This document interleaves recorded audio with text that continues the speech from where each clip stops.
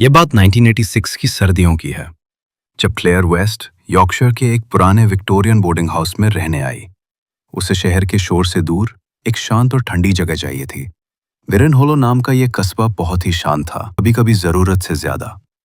बच्ची क्लेयर को वही चाहिए था, शांति, ठंडी हवा और बेडसाइड टेबल पर टिक टिक करती छोटी सी घड़ी। बोर्डिंग हाउस की मालकिन थी मिसेस डालो, एक बुजुर्ग महिला जो ज्यादातर अपने कमरे से बाहर नहीं आती थी और बहुत धीमे बोलती थी। वहां 4 और किराएदार रहते थे, सब अपनी ही दुनिया में मग्न, 40 या 50 की उम्र के आसपास। किसी से ज्यादा बातचीत नहीं होती थी और क्लेयर को कोई शिकायत भी नहीं थी। लेकिन हर रात लगभग 3 बजे एक अजीब सी आवाज आती। गलियारे के आखिरी कमरे का दरवाजा चरमराता और फिर धीरे धीरे चलते कदमों की आवाजें। लकड़ी की फर्श उन कदमों के नीचे करहाती और आवाज सीधी क्लेयर के कमरे तक आती, लेकिन दरवाजे पर आकर रुक जाती। क्लेयर को लगा शायद कोई किराएदार होगा जो रात में बाथरूम जाता है या पानी लेने उठता है, लेकिन उसने कभी किसी को बाहर आते जाते नहीं देखा। और जब वो सुबह किसी से पूछती, सब साफ मना कर देते। मैं तो एक बार में ही सो जाता हूँ, मिस्टर इवांस कहते। मुझे तो कुछ सुनाई ही नहीं देता, मिसेस लैंगफोर्ड कहती। एक रात क्लेयर ने सोचा, क्यों ना दरवाजा थोड़ा सा खुला छोड़ दूं, बस इतनी सी दरार की देख सकूं आवाज कहां से आती है। उस रात वही हुआ, दरवाजे की चरमराहट, फिर कदमों की आवाज। लेकिन इस बार क्लेयर ने उसे देखा। चांदनी में दरार से उसने देखा एक परछाई आ रही थी, लंबी, बहुत ज्यादा लंबी, हाथ सीधे लटके हुए, चेहरा लंबे काले बालों से छिपा। वो सीधा उसके दरवाजे के पास आकर रुक गई और कुछ मिनटों तक वहीं खड़ी रही। क्लेयर की सांस थम गई। फिर बिना आवाज किए वो परछाई वापस मुड़ गई और गलियारे के आखिरी कमरे में चली गई। वो कमरा हमेशा से बंद था। मिसेस डालो ने एक बार बताया था कि उस कमरे में 1967 में रहने वाला एक लड़का अचानक गायब हो गया था। नाम था थॉमस। उसे स्लीप वॉकिंग की आदत थी, नींद में चलने की। एक रात गया और कभी लौटा ही नहीं। पुलिस को लगा कि वो पास के जंगल में खो गया होगा। तब से वो कमरा ताला बंद है। अगली सुबह जब क्लेयर ने इस बारे में पूछा तो मिसेस डालो बस इतना बोली, कुछ कमरे खाली रहना भूल जाते हैं।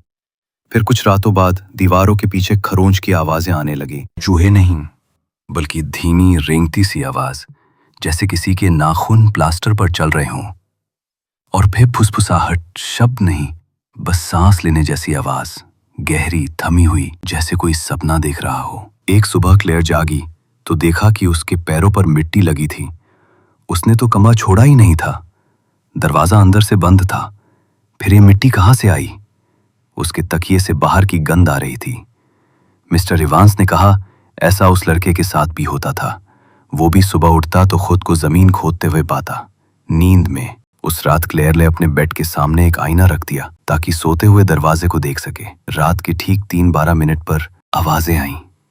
दरवाजा चरमराया, वही परछाई वापस आई, लेकिन इस बार वो कमरे में दाखिल हो गई, बिल्कुल शांत। उसके कदम जमीन पर नहीं पड़ रहे थे। वो सीधी क्लेयर के बिस्तर की ओर बढ़ी। क्लेयर हिल भी नहीं पाई, बस देखा। वो परछाई झुककर उसके बेहद करीब आ गई। और फिर आईने में क्लेयर ने जो देखा वो और भी डरावना था।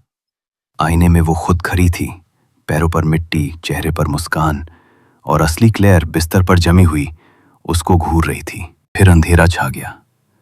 सुबह सब सामान्य था, कमरा ठीक था, ना कोई परछाई, ना आईना।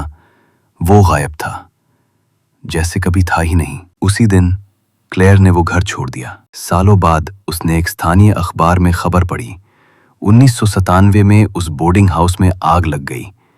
आग लगी थी उसी आखिरी कमरे में जो अब तक बंद ही था। न कोई अंदर गया, न बाहर निकला, लेकिन आग भीतर से लगी थी।